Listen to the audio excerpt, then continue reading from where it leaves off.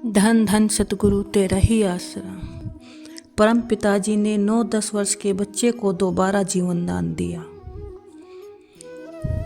सन 1965 की घटना है। एक बार पूज्य सच्चे पातशाह जी ने जिला सिरसा के सहारनी नामक गांव में सत्संग किया।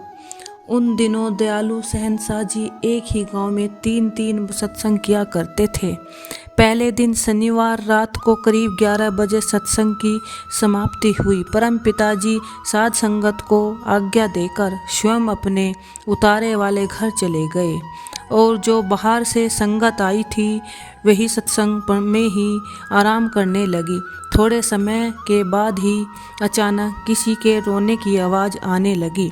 उस आवाज़ में इतनी करुणा व इतना दर्द था कि सुनने वाला कोई भी प्राणी उनके दर्द को महसूस किए बिना न रह सका। सभी बेचैन थे तथा असलियत जानने के लिए उस स्थान की ओर पहुंच रहे थे।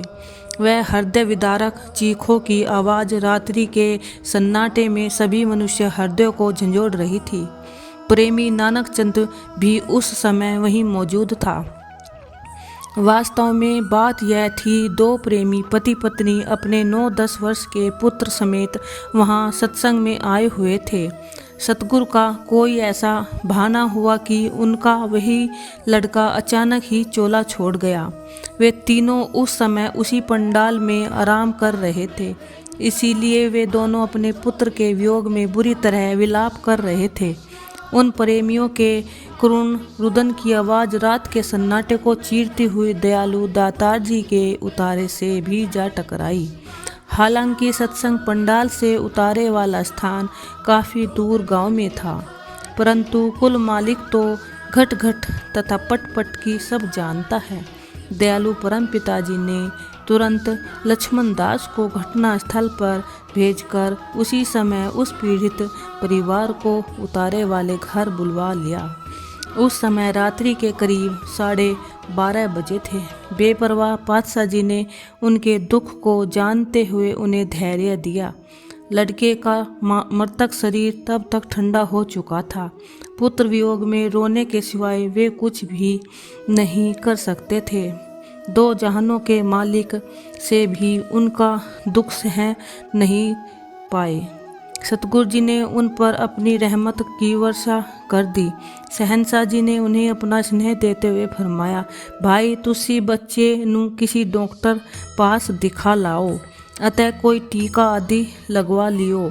इस पर उन दोनों ने हाथ जोड़कर प्रार्थना की कि सच्चे पातशाह जी अब आपसे बड़ा इसके लिए और कोई भी डॉक्टर नहीं है। स्वयं समर्थ दाताजी ने अपनी रहमत तो उन पर कर दी, परंतु शहंशाह जी ने दोबारा फिर उसी वचन पर जोर देते हुए उन्हें हुक्म फरमाया, भाई इसे टीका तो लगवा कर देखो।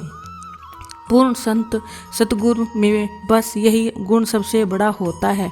हालांकि वे सब कुछ करवान हार होते हैं, सब कुछ कर भी देते हैं, परंतु वह बात अपने ऊपर नहीं लेते, किसी और को माध्यम बनाकर अपना काम करवा लेते हैं। भला मरा हुआ जीव जिसका शरीर भी अब पूर्णतः ठंडा हो चुका हो, उसे क्या कोई डॉक्टर टीका लगाएगा?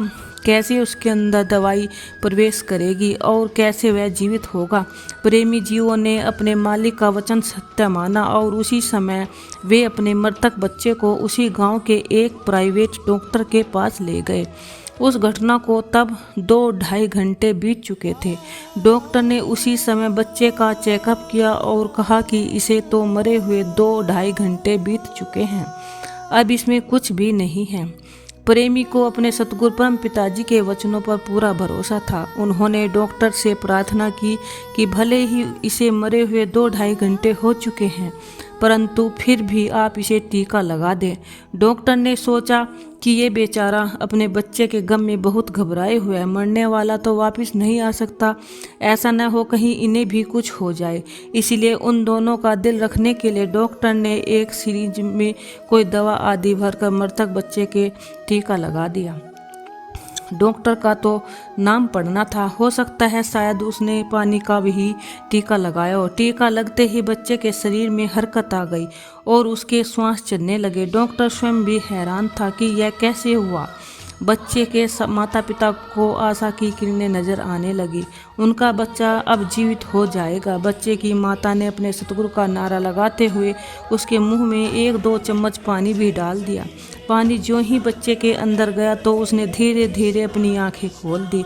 धन धन सतगुरु तेरा ही आसरा का नारा लगाते हुए कहने लगा, मम्मी हम कहाँ हैं, पिताजी कहाँ गए हैं। अब तो पिताजी यहीं मेरे पास बैठे थे, अचानक कहाँ चले गए।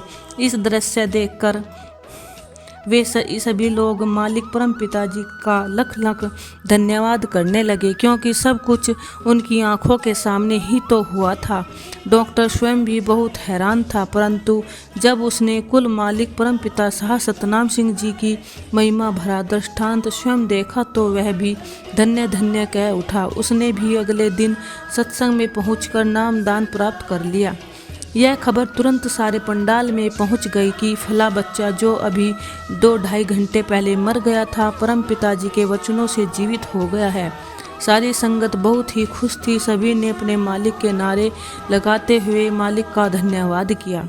अगले दिन रविवार को दिन के सत्संग में जब 2 जहानों के मालिक स्टेज पर आकर विराजमान हुए तो वहीं प्रेमी अपने बच्चे को लेकर स्टेज के पास आ गया।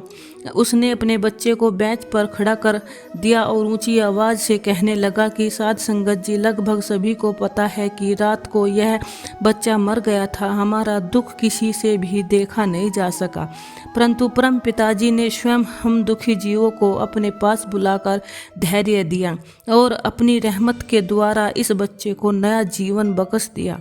यह सब कुछ आप सबके सामने हुआ है। टीका लगवाने का तो केवल बहाना मात्र था। आप भी जानते हैं कि इतनी देर से मरे हुए किसी जीव प्राणी को टीका कैसे लग सकता है। शहंशाह के शहंशाह जिन्हें डॉक्टर व टीके का नाम लिया है, दया के भंडार सो सामर्थ परम पिताजी ने फरमाया, भाई हमने तो कुछ भी नहीं किया है। बेचारे डॉक्टर ने टीका लगवाया जिससे इनका बच्चा जीवित हो गया। हमारा तो भाई वैसे ही नाम लेते हैं। जो कुछ भी किया है बेपरवाह मस्ताना जी ने किया है। बेपरवाह जी ने इन दुखी प्रेमियों की पुकार को सुनकर अपनी रहमत द्वारा बच्चे को दोबारा जीवन दान बख्शा।